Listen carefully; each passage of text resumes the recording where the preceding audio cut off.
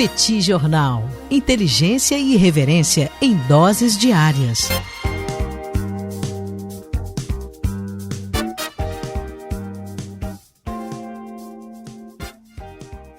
Olá, gente. Bem-vindos, bem-vindas ao Petit Jornal. Esse é o bate-papo número 821. Estamos gravando numa live no YouTube do Petit Jornal. São exatamente 21 horas e 31 minutos da terça-feira, 25 de março de 2025.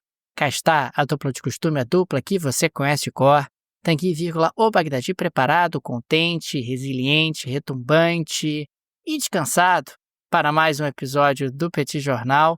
E Daniel Souza, que é esse que vos fala. Ao longo dos próximos minutos, a gente vai repercutir os principais acontecimentos da política e da economia internacional. Como vai, Tanguy? Tudo bem? Vamos nessa? Tudo bem, Daniel Souza. Vamos lá para mais esse episódio? As pessoas não vão passar sem saber não, Daniel Souza. Daniel Souza hoje foi teimoso e resolveu gravar sem boina.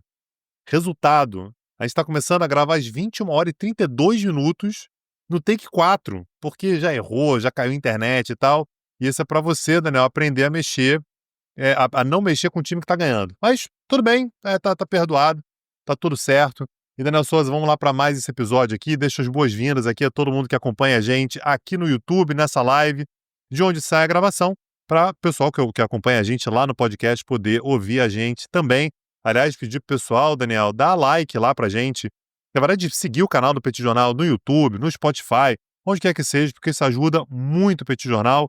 Muito obrigado a todos vocês que acompanham a gente. Daniel, eu quero começar esse episódio hoje falando sobre um comunicado que a Casa Branca soltou, os Estados Unidos soltaram, dizendo que hoje Rússia e Ucrânia concordaram com um cessar-fogo no Mar Negro. Ainda não é aquele acordo, aquele cessar-fogo temporário de 30 dias para envolver, que envolveria a princípio infraestrutura e energia. A gente está falando num primeiro momento sobre um cessar-fogo no Mar Negro, mas já é considerado um avanço importante. Então, a Casa Branca soltou esse comunicado, aparentemente algo de fato oficial, e que foi confirmado pelo ministro da Defesa da Ucrânia. A Rússia não se manifestou ainda, mas aparentemente a coisa vai acontecer. Não está claro ainda como que esse cessar-fogo vai ser implementado, quando que ele vai começar a ser implementado. Ainda são necessárias consultas adicionais para implementação, monitoramento, controle de acordos, mas pelo menos, Daniel, houve ali um primeiro acordo para algum nível de cessar-fogo. Importante lembrar, Daniel, que quando a gente fala sobre Mar Negro, é uma região fundamental para o escoamento de grãos, tanto da Rússia quanto da Ucrânia, Então a gente está falando sobre uma região muito estratégica e foi, ao longo desses mais de 3 anos, um espaço muito importante de combate. Eu lembro que uma das primeiras grandes imagens, Daniel, dessa guerra foi o momento no qual a Ucrânia conseguiu afundar alguns dos navios de guerra mais importantes da Rússia, que foi considerado uma grande vitória naquele momento para as forças ucranianas, e desde então a gente tem, de fato, ali alguns combates muito, muito importantes no Mar Negro. De acordo com o ministro da Defesa da Ucrânia, o Rustem Umerov, foi ele que, aliás, confirmou que o acordo, de fato, tinha sido firmado. Toda a movimentação de embarcações militares russas no Mar Negro, a partir de agora, passaria a ser considerado uma violação ao acordo. Claro, Daniel, que ainda tem consulta, como é que vai ser implementado, mas a ideia seria exatamente considerar que no Mar Negro você passaria a ter, portanto, embarcações civis, embarcações militares naquela região ali, passariam a ser considerados uma violação ao acordo. Uma coisa que não está clara ainda, Daniel, aliás, tem muitas lacunas, O acordo foi, enfim, firmado, mas tem muitas lacunas acerca de como que isso vai ser implementado, se isso significa também a paralisação de ataques a estruturas portuárias. Beleza, no Mar Negro não vai mais poder ter ataque quando esse acordo finalmente entrar em vigor, mas como é que fica quando a gente fala sobre estrutura portuária? Vai poder atacar a estrutura portuária? Isso está dentro do acordo? Não está? A Ucrânia, particularmente, ao longo dessas negociações que levaram finalmente a esse acordo, ela falou várias vezes sobre o interesse em retomar atividades nos portos de Kherson e Mykolaiv. São 2 portos importantes que estão ali a oeste da península da Crimeia. Então são 2 portos que estão paralisados já tem algum tempo por conta exatamente da proximidade do conflito, mas, de novo, não está explicado como é que vai ser, se estruturas portuárias estão incluídas ou não. A Rússia, particularmente, Daniel, sugeriu que, aqui olhando para o futuro, que a ONU entrasse nas negociações. Parece que o objetivo da Rússia aqui é tentar fazer com que as negociações elas não sejam intermediadas apenas pelos Estados Unidos, que você tenha outros atores, outros países, outros intermediários. Então, que a ONU poderia ser um agente importante. E há pouco tempo, inclusive, Daniel, o Putin chegou a falar sobre os BRICS, né? De repente, os BRICS, ele elogiou muito a tentativa que os BRICS têm de lidar com a guerra. Aliás, quando ele falou sobre a entrada da ONU, ele falou a entrada da ONU nas negociações e de certos países, né?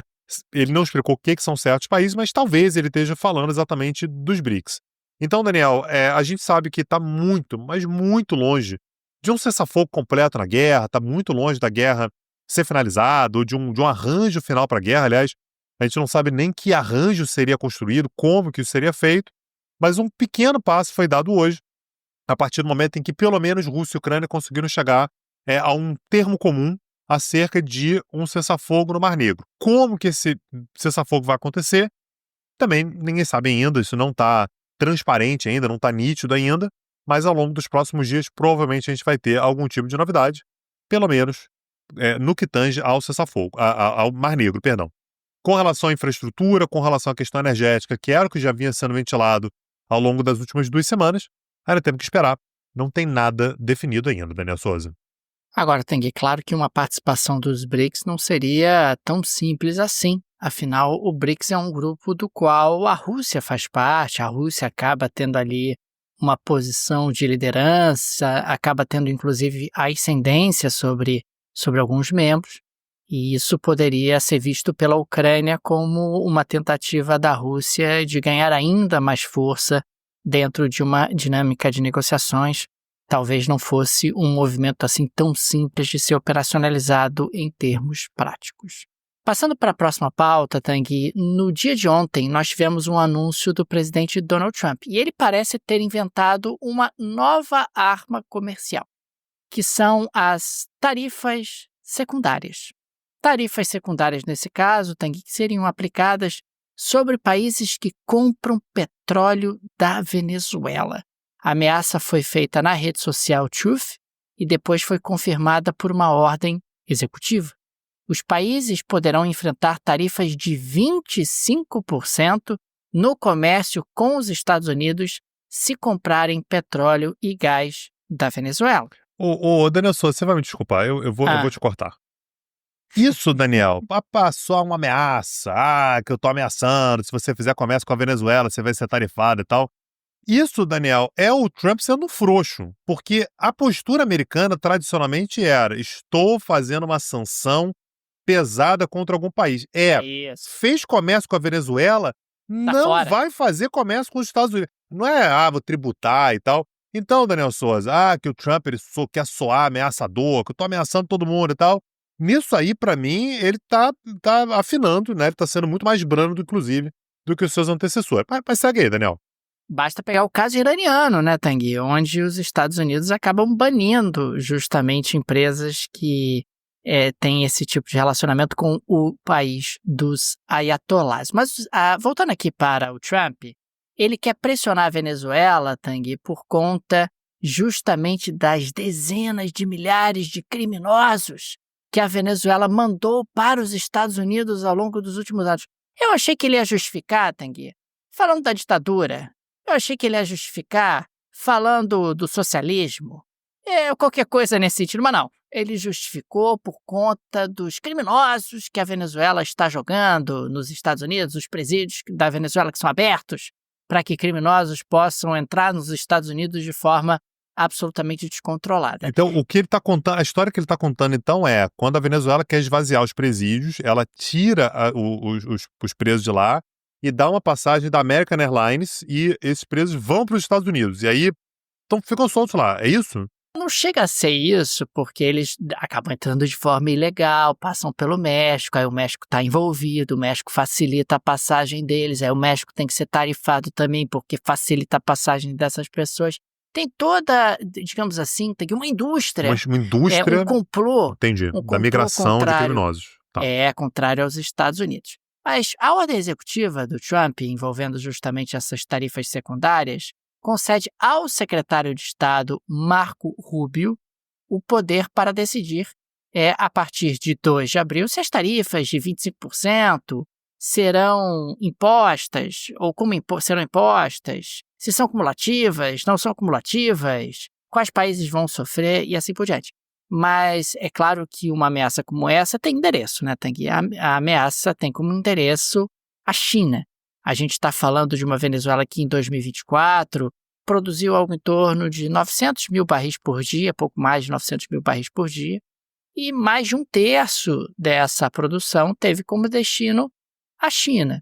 Tivemos também outros compradores, como foi o caso da Índia, da Espanha e durante o ano de 2024, os Estados Unidos. Os Estados Unidos chegaram a ser compradores do petróleo venezuelano, o que significa dizer que muito provavelmente o Trump teria sancionado, ou melhor, tarifado, o governo Biden, né? Se possível fosse. Poderia ter tarifado ali retroativamente. É muito confuso, tem muita coisa acontecendo nos Estados Unidos. É tarifa para lá, é tarifa para cá, é tarifa recíproca, é tarifa sobre o aço, e agora entra também no nosso vocabulário as tarifas secundárias dos Estados Unidos, que podem ser eventualmente impostas a partir de 2 de abril para países ou contra países que compram petróleo e gás da Venezuela. Daniel Souza, eu quero falar sobre a Turquia, mas a Turquia, Daniel, ela prova como que um dos nossos parceiros se torna cada vez mais importante, cada vez mais indispensável, que é a NordVPN. A NordVPN, Daniel, ela garante que você consiga proteger os seus dados, né, contra as Big Techs, né, as grandes empresas do setor da tecnologia, mas também com relação a governos, né? Então a NordVPN, ela é uma ferramenta interessantíssima que te permite acessar a internet a partir de mais de 5.000 servidores ao redor do mundo. Então você consegue acessar a internet em praticamente qualquer lugar do planeta Terra e te garante uma série de medidas de proteção dos seus dados, né? Privacidade na internet é algo fundamental e, aliás, o Erdogan está mostrando isso para a gente todos os dias. A gente está tendo, Daniel, manifestações muito grandes na Turquia. Importante lembrar a motivação disso. A gente está falando sobre a prisão do prefeito de Istambul, Ekrem İmamoğlu. Aliás, vou até corrigir, Daniel, a prisão do agora ex-prefeito de Istambul. Ele foi destituído do cargo a partir do momento em que está sendo acusado de uma série de crimes, como corrupção, como manipulação de licitação e apoio, né, e ligação com o PKK, né, um partido que é um grupo, né, que é considerado terrorista por parte do governo turco. Isso está levando a enormes manifestações, que, aliás, manifestações que estão proibidas pelo governo. O governo proibiu essas manifestações, mas as manifestações estão acontecendo do mesmo jeito e uma quantidade cada vez maior de pessoas está sendo presa simplesmente por aquilo que postou na internet. Então foi lá no Twitter, foi lá no Instagram, fez críticas ao governo. Isso já está levando essas pessoas a serem presas. A gente tem, Daniel, desde a prisão do Ekrem İmamoğlu, mais de 1.400 pessoas presas nessa onda de manifestações. Inclusive foi determinada hoje a prisão provisória de 7 jornalistas turcos acusados de apoiar as manifestações ilegais. Olha o tamanho da importância de você se proteger online, né? De você conseguir uma certa capa de proteção online. Só para a gente trazer aqui o contexto, né? Por que o Ekrem İmamoğlu foi preso? Ele era considerado um dos favoritos para as eleições presidenciais que vão acontecer no ano de 2028, ainda está longe, e isso se dava, em parte, por conta da vitória que o partido dele, né, que é o CHP, conseguiu no ano passado nas eleições regionais. Então ele é o principal nome do CHP, o CHP teve uma votação muito grande, superando inclusive o partido, né, o AKP, que é o partido do próprio Erdogan, e ele aconteceria, na verdade, eu vou até mudar o tempo, aconteceu no último domingo, a primária do partido, né, do partido CHP, para saber quem seria a liderança, e ele era disparado o grande nome, ele seria escolhido como líder da oposição, o que para o governo do Erdogan, Daniel, soou como um risco, né? Um cara que está sendo construído, um cara que está tendo popularidade, uma popularidade inclusive mais alta do que a do próprio presidente. O partido, no entanto, Daniel, ao invés de cancelar as primárias, tomou uma decisão ousada. E a decisão do partido, do CHP, foi manter o processo interno, mas permitir que todos os turcos votassem nas primárias do partido. Tradicionalmente, Daniel, teoricamente, quem votaria nessas primárias seriam os afiliados. Então a ideia é qualquer pessoa pode votar no último domingo nas primárias do CHP, o que significa, Daniel, que Ekrem İmamoğlu, que está preso, que era prefeito de Istambul e perdeu o seu mandato, ter conseguido ser eleito como líder do partido por inacreditáveis 14,8 milhões de votos. Seria, Daniel, teoricamente, um colégio eleitoral muito pequeno.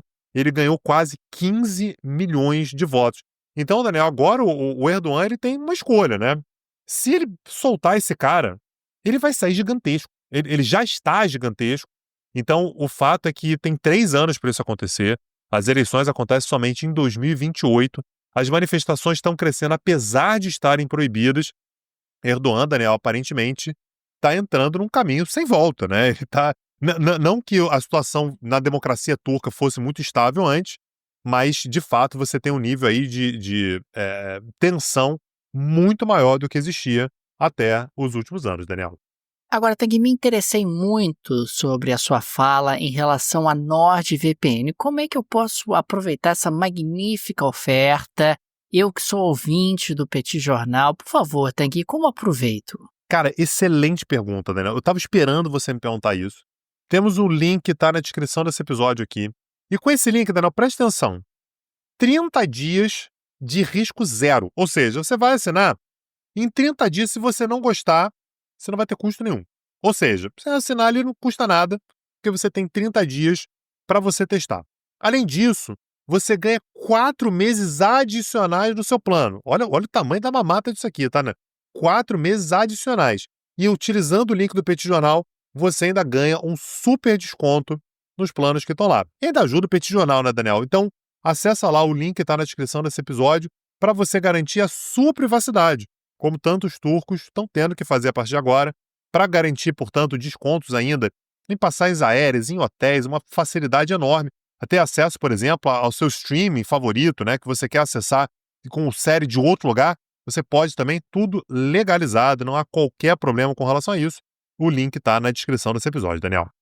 Então aproveitem, gente, link no descritivo, Tang e eu somos usuários da NordVPN, recomendamos demais o trabalho deles, tenho certeza que vocês vão gostar e acaba tendo também essa condição especialíssima para os amigos e amigas do Petit Jornal. Avançando para a próxima pauta, Tang, eu quero repercutir um pouco uma fala do conselheiro do governo e também presidente da China Society of Economic Reform, o Sr. Peng Shen, durante o Fórum Boao para a Ásia.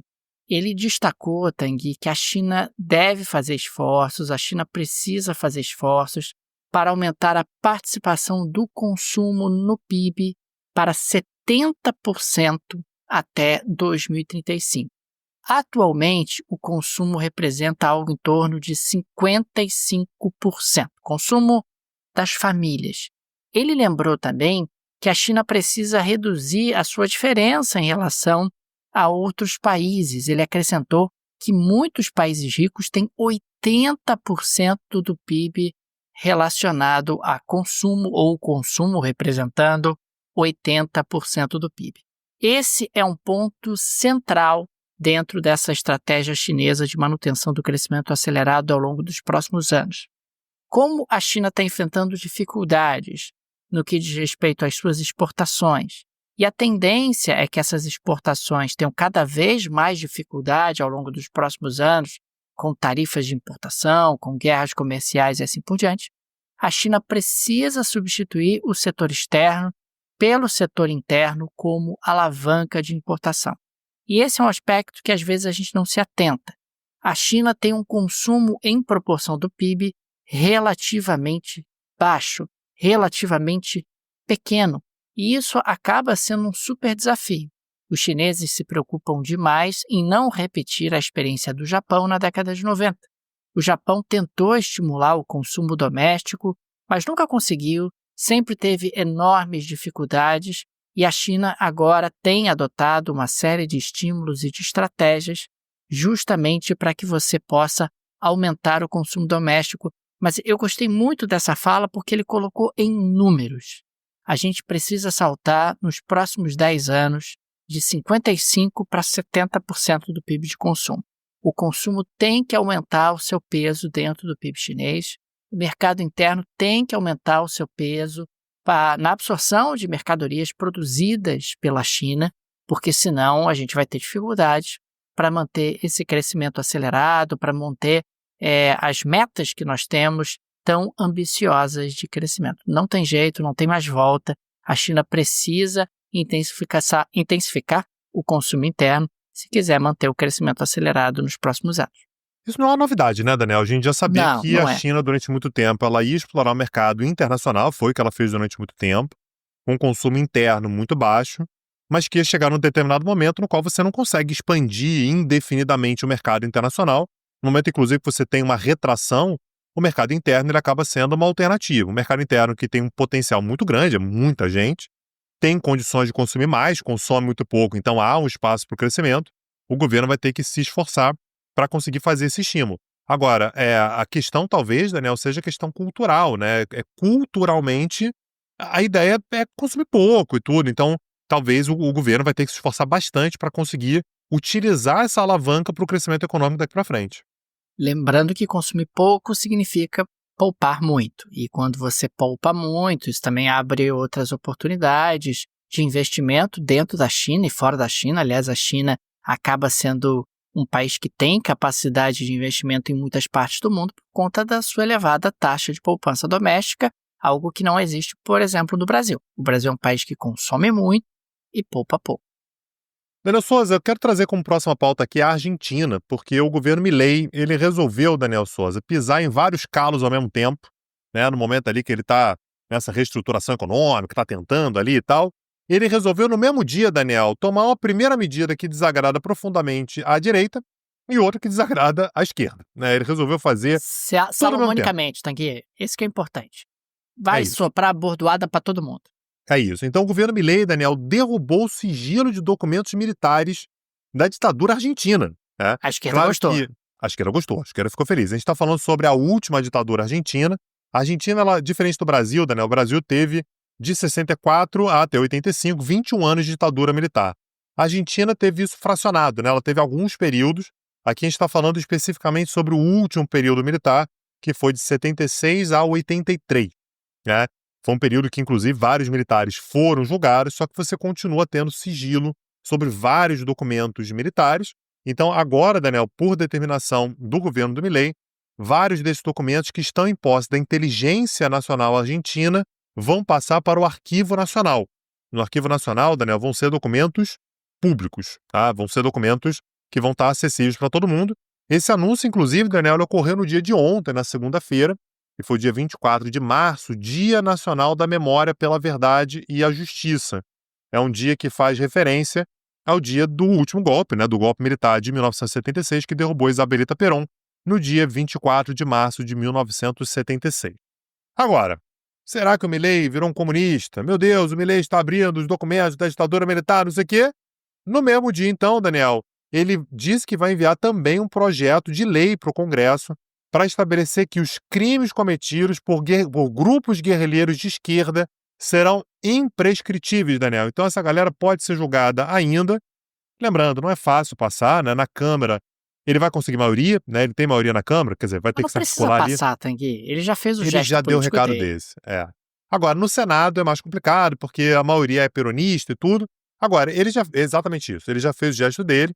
Na questão da derrubada do sigilo dos documentos militares, parece algo um pouco mais fácil, né? Um pouco mais simples, mas quando você fala sobre tornar determinados crimes imprescritíveis, a gente está falando sobre crimes que teriam sido cometidos na década de 70 para 80, é algo um pouco mais complicado. Lembrando que o Milei, Daniel, ele já entrou em várias polêmicas, né, com relação à ditadura militar, não que seja uma novidade, né? A gente conhece outras pessoas que se envolveram também em polêmicas com relação à ditadura militar. Ele, por exemplo, questiona sempre o número que é levantado de 30 mil mortos durante a ditadura militar.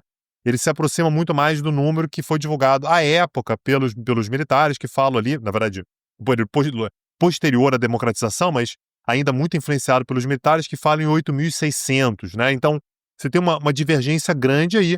Mas, de qualquer maneira, Daniel, temos aí movimentações, né? No momento em que ele agrada a esquerda, ele acaba oferecendo também algo que é muito bem visto, por exemplo, por famílias de militares que morreram durante a ditadura militar, né? Então, ali um agrado para um e um agrado para outro. Tanguy, avançando para a próxima pauta, eu quero falar um pouco sobre África. Aliás, em abril teremos novidades no Petit Jornal aí envolvendo o continente africano. A gente vai falar sobre isso muito em breve. Pois bem, nessa segunda-feira, o presidente angolano João Lourenço anunciou o abandono da mediação do conflito entre a República Democrática do Congo e também o movimento M23. E a justificativa foi que fatores externos ao processo africano acabaram perturbando a negociação e as conversas. Havia a previsão de uma rodada de conversas no dia 18 de março em Luanda. Entretanto, o grupo rebelde M23 decidiu cancelar a participação nas negociações, acusando instituições internacionais de sabotarem o diálogo, após a União Europeia impor sanções a líderes do movimento e também a uma refinaria em Kigali. Na prática, então, Tanguy, Angola se colocou ali também aberto a retomar o diálogo, caso seja possível, mas que é fundamental que esse diálogo seja liderado pelos africanos. Ou seja, os europeus se meteram, atrapalharam aí o processo, a União Africana é que precisa liderar esse processo. Angola tem liderado ou tentou liderar essas conversas, em primeiro lugar porque Angola ocupa nesse momento a presidência rotativa da União Africana e, em segundo lugar, porque Angola é vizinha da República Democrática do Congo, tem relações históricas com o país, nem sempre muito boas. Inclusive, os habitantes do norte de Angola são congoleses do ponto de vista étnico e houve ali uma tentativa de estabelecer algum tipo de diálogo. É um elemento que sempre preocupa, a gente já falou sobre essa temática aqui no Petit Jornal, quer dizer, esse grupo guerrilheiro contrário justamente ao governo da República Democrática do Congo. Vamos observar, nós temos agora uma notícia ruim, que é justamente a suspensão de qualquer tipo de possibilidade de diálogo, pelo menos no presente momento. E a geleira Shakira, hein, Daniel Souza? Tô achando que tá na hora da gente abrir a geladeira, aí na porta da geladeira ali, Daniel, ali no lado direito em cima, né? Pegar aquele potinho de gelé de morango e saborear. O que você traz hoje, Daniel Souza? Tanguy, você sabe que tem um quadro, uma pintura, com um retrato do Donald Trump, que foi inaugurado em 2019. Sim, 2019. E que estava lá pendurado no Capitólio Estadual do Colorado, do estado de Colorado, que seria o equivalente ali à Assembleia Legislativa do estado de Colorado. A obra foi feita pela artista Sarah Portman, ainda no primeiro mandato do Trump. Segundo a Associated Press, os republicanos do Colorado arrecadaram cerca de $10 mil para financiar a pintura que foi inaugurada em 2019. Entretanto, de repente, não mais do que de repente, quase 6 anos depois, Trump resolveu reclamar da pintura em uma rede social, ou seja, na Truth, ele está sempre na Truth. O presidente afirmou... Tem um bom motivo. Um bom motivo foi custo. Um custo foi, sei lá, Daniel, o que foi? O presidente afirmou que a representação tinha sido distorcida de forma proposital, porque ele aparece bochechudo. Então, ele aparece bochechudo na pintura, foi de propósito. Esses republicanos do Colorado contrataram essa artista para me botar bochechudo de propósito em uma pintura que foi inaugurada em 2019, que eu nunca tinha me incomodado, mas agora eu estou incomodado, e vocês tirem essa pintura daí. E agora o Colorado vai retirar a pintura de Donald Trump para agradar o presidente. Afinal, ali existe toda uma galeria de ex-presidentes e a pintura do Trump não pode ser a pintura de um bochechudo porque ele não gostou. E é disso que se trata. É o presidente americano cheio de problemas, mas pode também se dedicar a questões igualmente importantes, como um retrato seu no Capitólio do Colorado. Olha, eu confesso que eu nunca olharia para um retrato de um presidente dos Estados Unidos no Capitólio do Colorado, mas eu fiquei com vontade de procurar. Vou procurar e vou fazer minha avaliação, sim. Daniel Souza. Vou trazer Por aqui favor. minha opinião abalizada sobre a pintura do bochechudo Donald Trump. Daniel Souza, chegou a hora de agradecer aqui o nosso momento gratiluz, agradecer a todo mundo que nos acompanha, o pessoal que está junto com a gente, né? A gente sempre fica muito feliz em saber que a gente tem uma audiência que ouve a gente cotidianamente, uma audiência muito leal.